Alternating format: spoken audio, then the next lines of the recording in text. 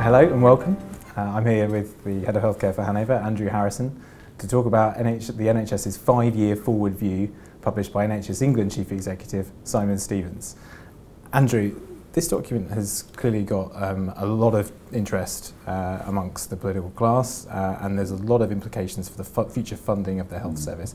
What do you see? How do you see the politics of this playing out?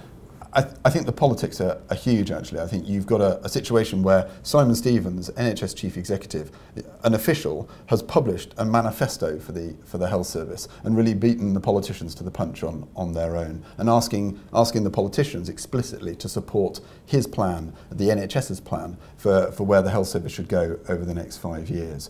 I think politically, Labour has been very happy for the election to be increasingly on being a debate about the NHS, and they will be quite comfortable with that. Although I think after the political party conferences, the Conservatives are feeling a bit more confident about talking about the NHS, and so it's going to be a bit of a street fight over the months to come.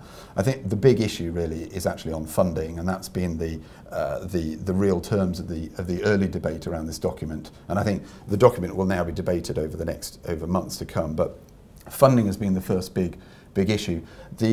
You'll see that Labour and the Liberal Democrats, of course, have come out and started talking about needing a national debate on NHS funding, and I think that's perhaps code for wanting to push the answer the other side of the election, and maybe even getting into back of some of the debates that we saw around whether taxes need to be raised to pay for this extra money. And I think it's worth realising that Simon Stevens, of course, has asked for huge amounts more money than any of the political parties were envisaging when this debate was going on only a month or so ago.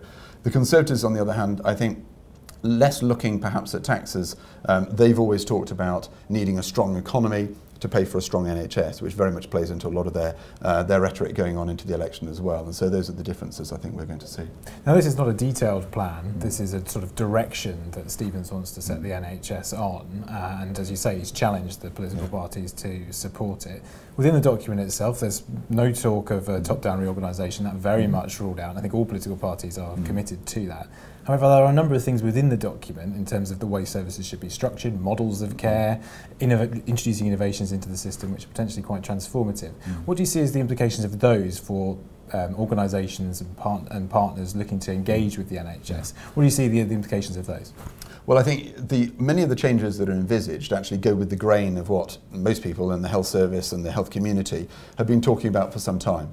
All these how we get people out of hospital, how we treat people in the right place, how we integrate across the different services that are there in the health and the social care service, and how we get better connection between acute care and primary care, for example. So in some ways you'd say nothing new, but of course the actual mechanisms for delivering it, the scale that they want to deliver it at and the pace they want to deliver at are genuinely radical. And you'll see some real pressures, I think, coming into the system in terms of how they make it happen at speed.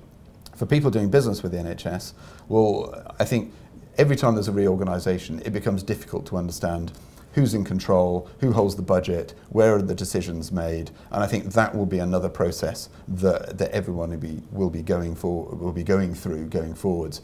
Although it will happen on a much more evolutionary basis, perhaps, than some of the big bang reorganisations that we've seen recently, which might be a bit of a comfort to those.